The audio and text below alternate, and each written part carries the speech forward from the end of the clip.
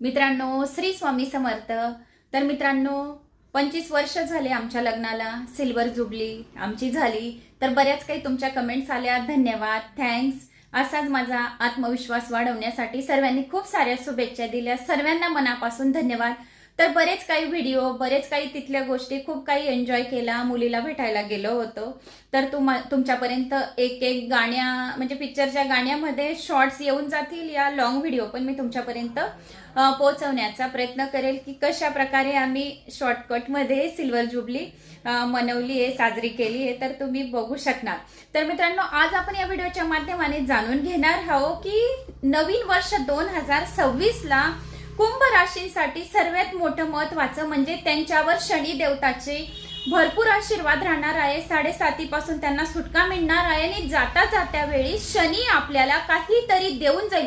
खूप मोठी आनंदाची गोष्ट, खूप मोठी आनंदाची बातमी, काहीतरी जे आपण मनात विचार करतो तर त्याच्याबद्दल जो आपण विचार केलेला असेल तर 7.5 जाता जाता शनी देवता आपल्यावर प्रसन्न होणार आहे आणि आपल्या मनातल्या इच्छा कामना पूर्ण व्हायला मदत होणार आहे। कारण की कुंभ राशी माझी पण आहे शालिनी नावाने।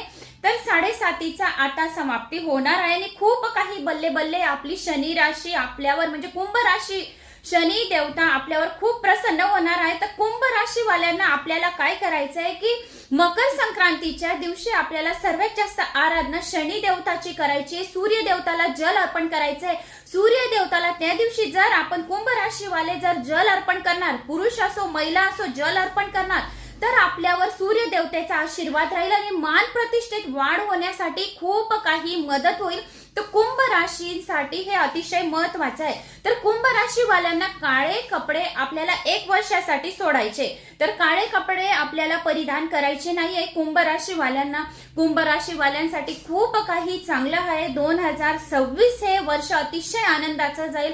खूप भरभराटीचं सुख, समृद्धी, शांती, पैसा, बरकती जे आपण मागू ते आपल्याला मिळणार आहे, ही गोष्ट त्रिवार सत्य आहे। तर आपल्याला कुंभ राशींसाठी काही उपाय करायचे। तर उपाय काय करायचा, एक गुल्लक घ्यायचं या एक डबा घ्यायचा, त्यामध्ये एक लाल कपडा घ्यायचा आणि आपल्याला 21 दिवस या 31 दिवस 41 दिवस यथाशक्ती आपल्याला 10 रुपये, 20 रुपये, 50 रुपये कॉइन असे आपल्याला जमा करायचे आणि ते जमा करून एखाद्या मंदिरमध्ये या गरीब लोकांना आपण तो पैसा 21 दिवस पर्यंत जमा केलेला कुठेतरी आपण मंदिरमध्ये दान धर्म करू, या गरीब लोकांना काहीतरी मदत करू। तर त्याच दिवशी आपल्याला आनंदाची बातमी आपल्यापर्यंत येईल आणि त्यांची आशीर्वादाने आपल्या अजून खूप काही चांगलं होईल। परत आपल्याला 21 दिवस पर्यंत असं लगातार करायचंय, तर 1 वर्षापर्यंत असं करायचं।